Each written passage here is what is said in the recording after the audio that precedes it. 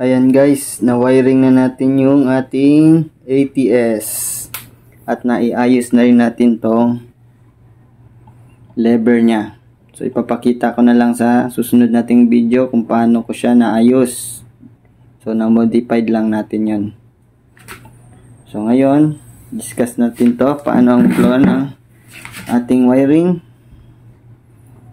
So meron tayong breaker para sa ating normal power at breaker para sa ating backup power.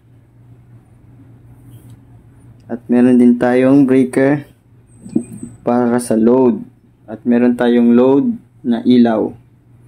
So pagpasensyahan nyo na lang yung ilaw guys kasi galing lang man ito sa ating mga pinagpalitan. So casing lang naman yan ang sira. So simulan na natin to guys. So check muna natin guys yung ating power supply kung meron ba talagang voltahe.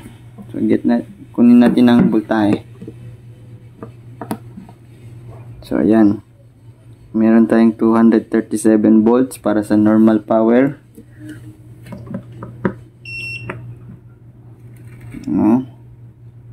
At meron tayong 240 volts sa ating backup power. So ang position natin ngayon is naka ATS tayo. Naka-on yung ating automatic. So naka ATS mode tayo ngayon. At yung lever natin is naka tutok sa normal power. So subukan natin ngayon i-on ang ating normal power. Normal power, ito yung ating priority, no? So marami tayong paggagamitan. Depende kung paano natin to siya gagamitin. Depende kung sino or anong priority natin na power supply, kung Samselco ba or yung ating generator. So mostly ang ating nagiging priority is yung Samselco dahil mahal at maingay ang generator. So open na natin ngayon ang ating normal power. So ayan,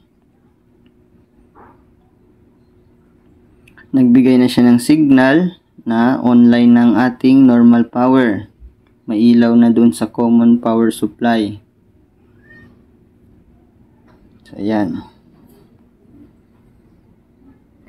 Ngayon open naman natin yung ating load. Kung talagang meron na siyang kuryente, dapat meron na kasi meron na tong supply dito sa baba. Check natin ha. Ayun, meron ng 242 volts galing sa ating normal power. So open natin yung ating load. Ayun, umilaw na. Sabihin, meron tayong supply na nanggagaling sa ating normal power. So ngayon, open naman natin tong backup natin. Yan, open na. So nagbigay siya ng signal. Na open na yung ating backup power, naka-online na. So meron ng supply yung ating backup power. So hindi to sila nagbabanggaan dahil mechanically nakakuanto sila interlock. So walang chance na magsasabayan sila naka-on. Itong emergency power at normal power. Kasi pag nangyari yun, sasabog yan siya. Magkakaroon ng short circuit kung hindi magsisynchronize.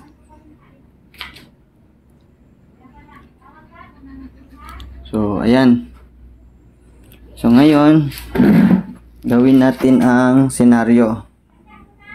So ang senaryo natin ngayon is naka ATS tayo, automatic.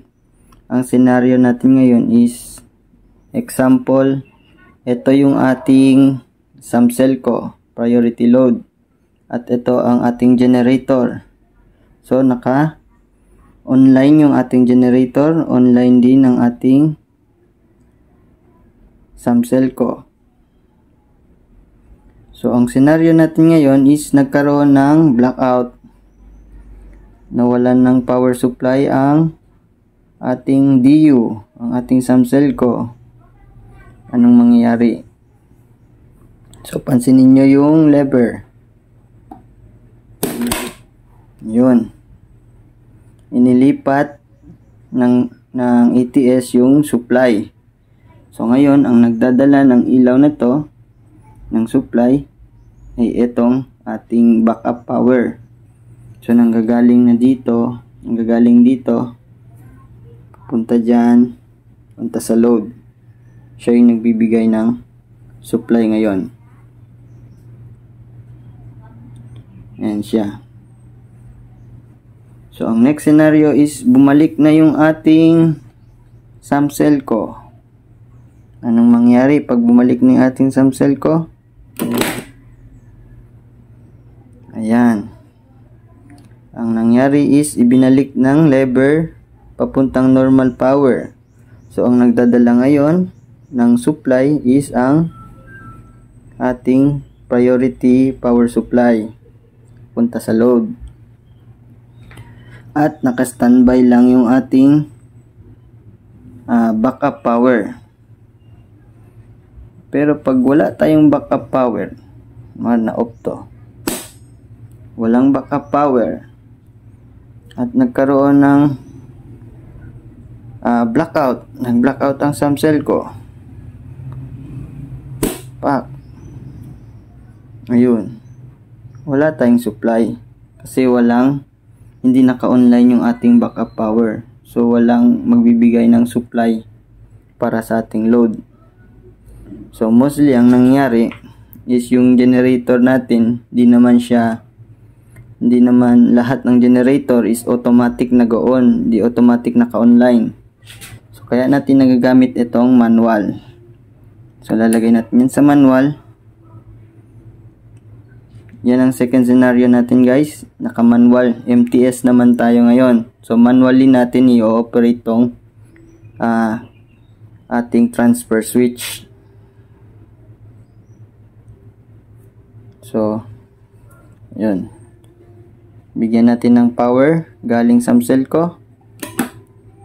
Yun, may ilaw. May ilaw siya. Diba? Ngayon, nag-blackout ang Samselco ulit. Pak. Ang mangyari ngayon, yung operator ng establishment patatakbuhin niya yung generator para magkaroon to ng supply. So, patatakbuhin niya. So, tumakbo na. Nagkaroon na ng supply. Pero hindi pa siya nagbigay, di ba? Hindi pa nagbigay sa load. Kasi naka-manual tayo. So, ang gagawin ng operator, isi-switch over niya tong lever na to papunta dun sa ating backup power. Ayun. Manually niya inopen yung manually niya inilipat yung power. So, pwede mo siya gawing manual. Yan. Ganun din, pag nagkaroon na to ng power, ang ating Samselco, nagkaroon na, may power na. Hindi din siya automatic nagtra-transfer papunta doon sa normal power. Ang gagawin ng operator, nalaman na niya na may ilaw na, may power na ang Samselco. So, ang gagawin niya, i-off niya na yung generator.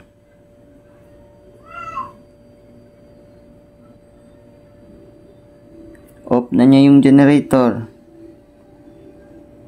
Pak, nag-blackout sandali. Ililipat niya na naman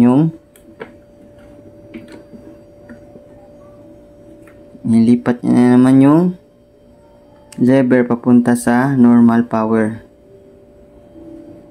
So, ayan. Meron na siyang kuryente. So, ganyan lang ang function niya guys. Transfer switch. So, kailangan meron kang dalawang power supply. Tapos, naka-common load. No? Dalawang power supply. Yung isa is backup. Yung isa naman is yung ating priority supply. So, yun lang guys. Sa mga gusto pang matuto, patuloy lang kayong manood at marami kayong matututunan sa ating content.